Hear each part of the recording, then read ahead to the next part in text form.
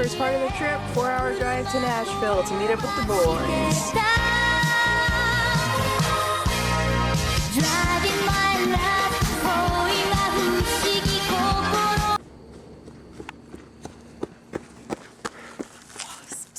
Oh, I was like, why were you running back?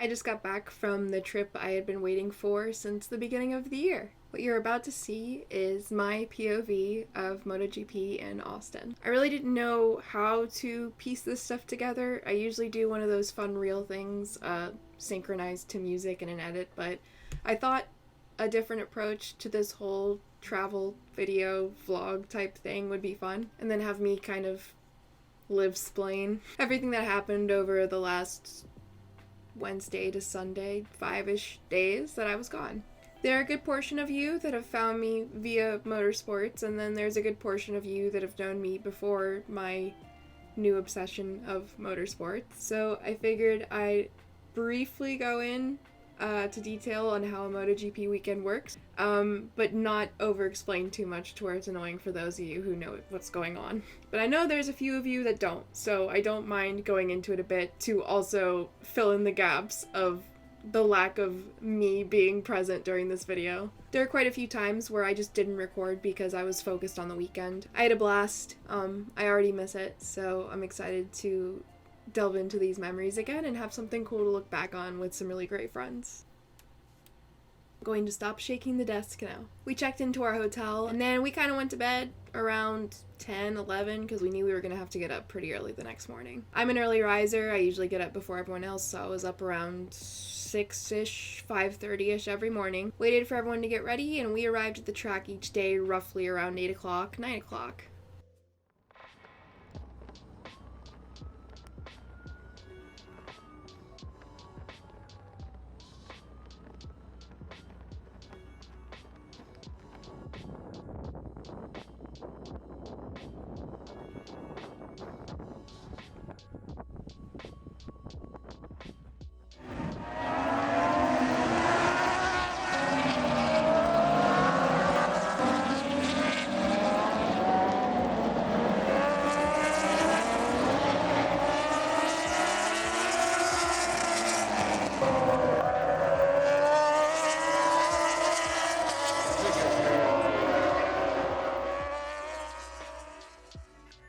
The way a MotoGP Friday works is they do what's called free practices. These free practice sessions are about 40 minutes to an hour long, and what happens is the riders go around track and try to make the quickest time that they possibly can. There's a leaderboard, and the top 10 separate the grid. The top 10 will move into Q2, which is qualifying 2, and then the bottom half of the grid will move into Q1. The top 2 in Q1 have a chance to move into Q2, and then these qualifying sessions determine your place on the grid during the race. So on Free Practice Friday, not only are they trying to get the fastest times they possibly can, they're testing all sorts of things, trying to figure out what they want to use for the race on Sunday, and now the race on Saturday. Beforehand, there was only one race. Now we have a sprint race on Saturday afternoon. The sprint races are half distance long in comparison to the regular race. The riders are also getting a feel for the track, different bike setups, etc., etc. This is not just for the MotoGP class, but this is also for the Moto3 and Moto2 classes as well. The Moto3 and Moto2 riders are working their way up to MotoGP.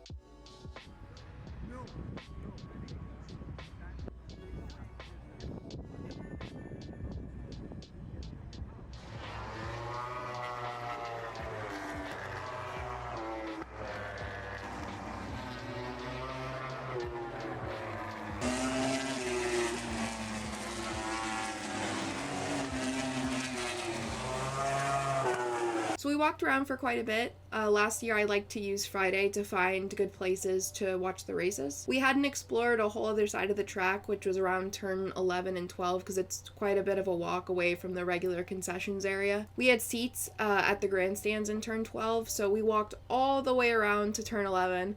And that was a really cool place to watch because they come down this hill going pretty fast and have to brake into a really, really sharp left-hander, I think. There were quite a few crashes there throughout the weekend. We didn't really see any, but watching them come down the hill and then gas it all the way up the back straight was pretty cool. We definitely got our steps in on Friday.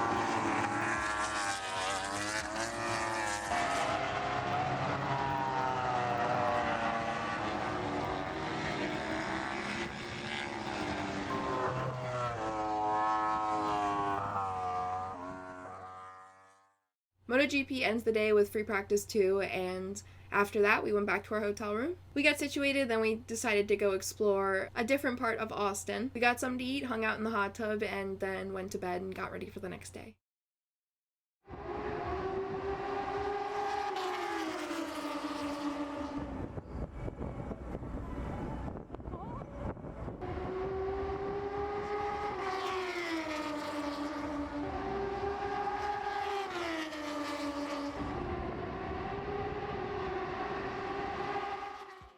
Saturdays in MotoGP used to be all about qualifying, but now it is about qualifying and then the sprint race. We sat in our grandstand seats for the qualifying sessions.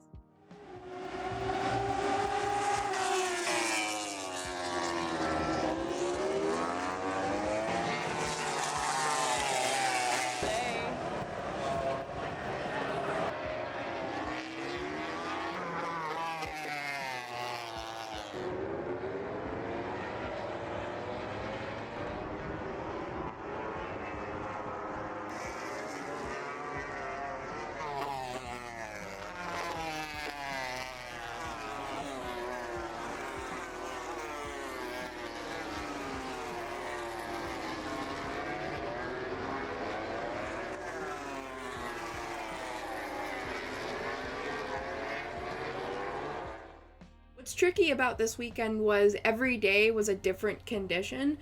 Friday when we got there, it was slightly chilly. I think it was roughly like 50, 60 degrees, just hitting 70 towards the end of the day. But I remember that there was a threat of rain basically all day, and it spit every once in a while, but it was nothing intense or crazy. Saturday, it had rained overnight, so the track was wet when they got up in the morning, so that definitely affected everything that they did the previous day. And then later in the afternoon, as it went on, it just kept getting hotter and hotter and more humid, and it was scorching. After watching the qualifying sessions, we walked back over the concessions area, kind of stopped here and there to watch the Moto 2 and Moto 3 sessions that were going on, and then came maybe my favorite part of the whole weekend.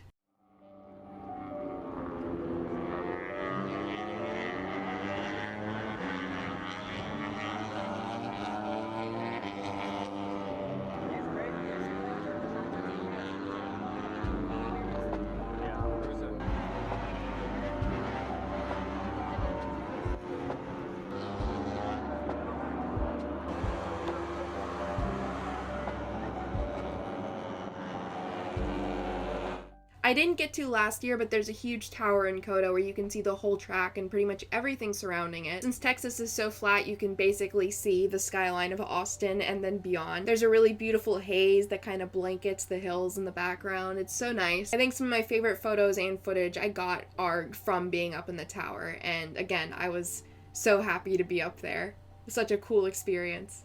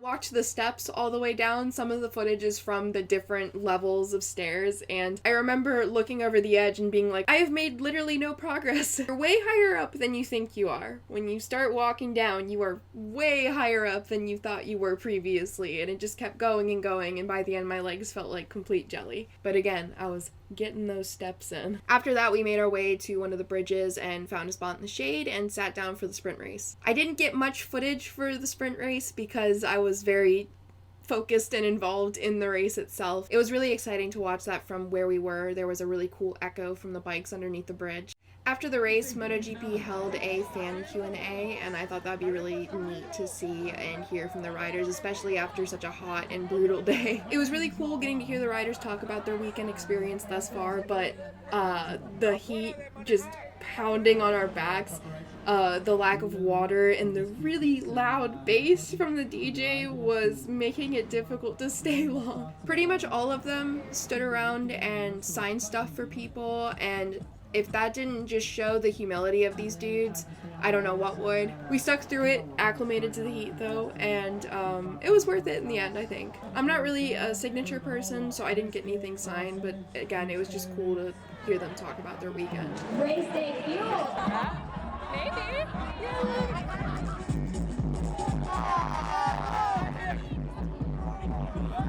After we left the fan Q&A, we were greeted by a strangely, weirdly empty COTA. It's kind of cool to see the contrast of what's usually a bustling, loud, overwhelming, extremely scented, full of people place.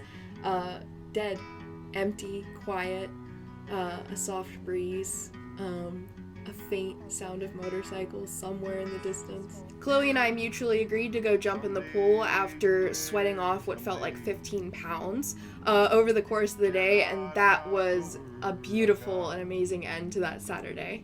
We got some nice Indian food and then literally went home and went to bed because we were exhausted.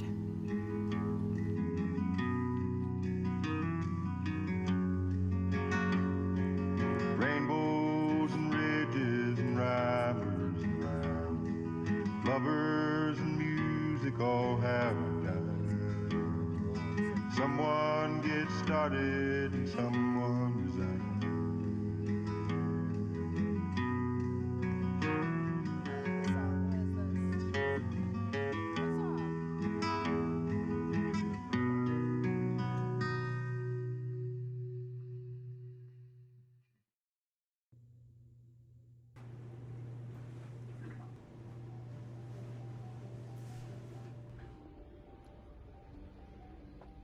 The next morning, it was finally time to pack up and leave the hotel. Sundays on MotoGP weekends are always exciting because it's race day, but I couldn't help but feel a little bit sad because I also knew after the race we were headed straight home. The weekend felt so long, but looking back, I'm like, it's already over.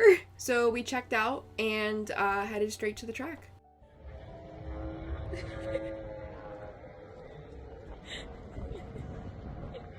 In the morning, we hung out at the front street and watched some pretty cool flybys. We watched the MotoGP warm-up. They get a small warm-up session to do kind of the same thing that they do in free practice sessions, but for the morning. Since the weather was again different on Sunday, there were going to be some changes that needed to be made, obviously, especially with the tire and track temperatures. It was a beautiful day on Sunday, but it was really breezy and quite a bit colder than it was for Saturday, which was nice for spectators, for sure, in comparison to Saturday, but it made the world of difference to the track for the big races.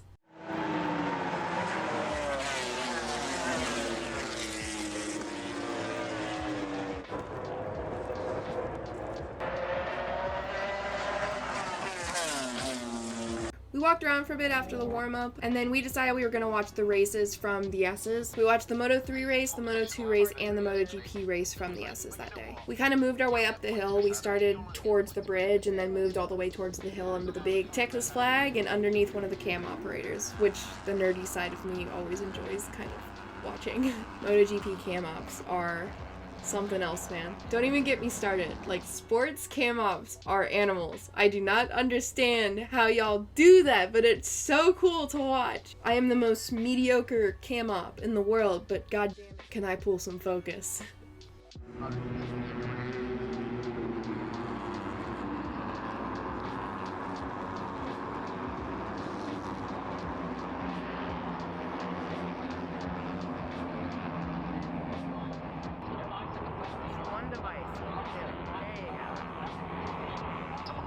Second penalty. penalty seems really harsh. Yes, it's a good middle ground for that.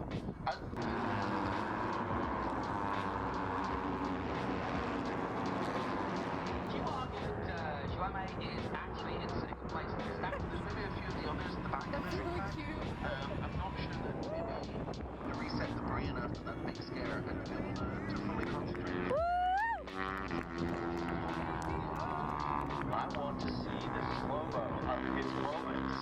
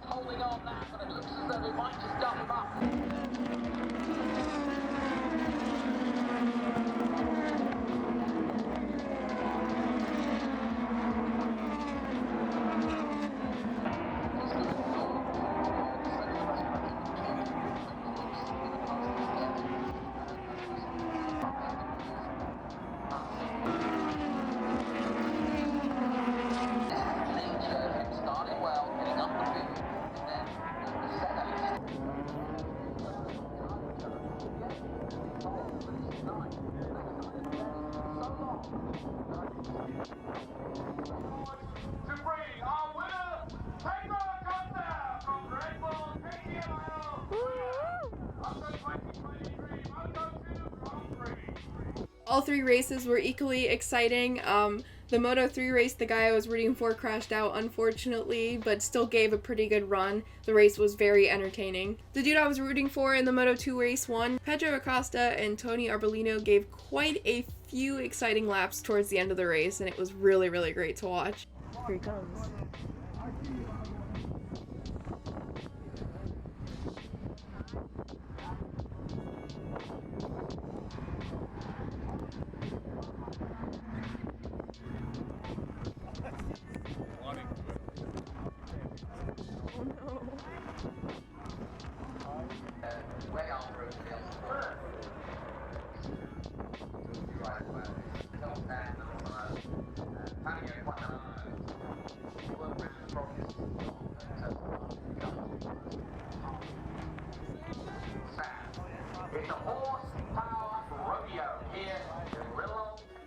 It went up high.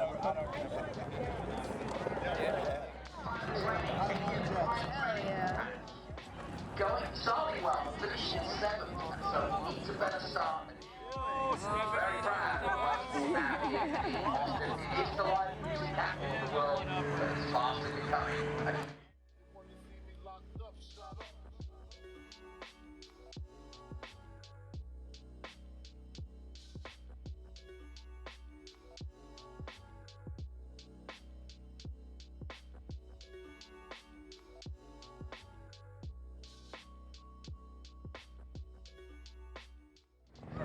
Yeah, Marini went backwards and finished 7th last week, last night, so let's hope he can stay.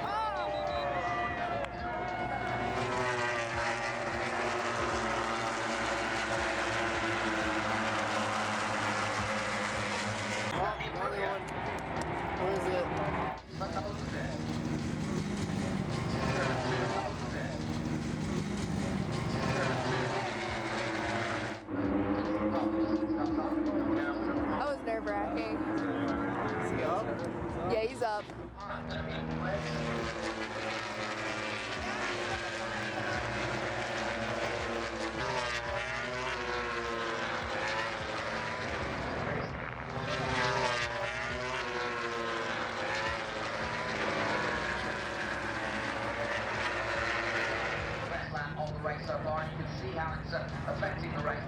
Right there.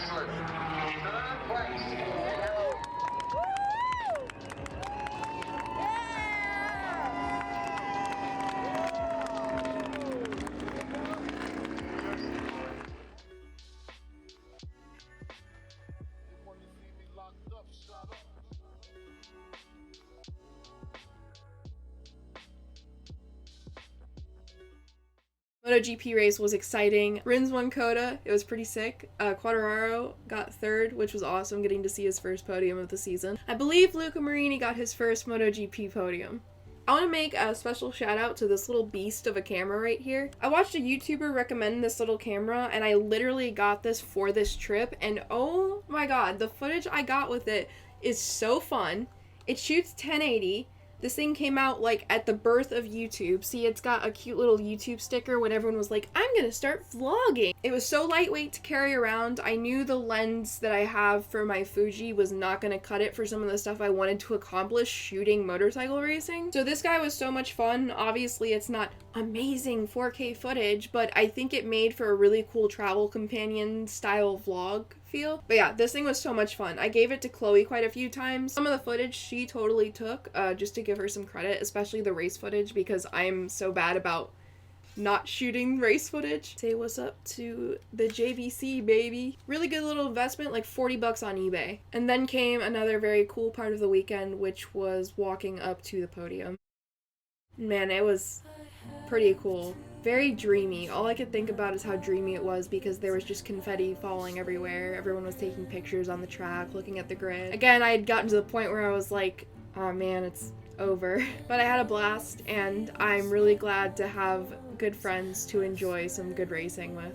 Going to Austin the last 2 years has definitely and continuously reminded me why I love the sport so much. There's a very nostalgic side of MotoGP, even though the last 2 years have been the 2 years that I've really gotten into it, that makes it feel like home being at a racetrack. Hearing the sound of the bikes and everything just kind of reminds me of my childhood, and it gives me this really undescribable glee that I can't get over when I'm there. It's like I've discovered a part of myself that's always been there, and now there's no going back.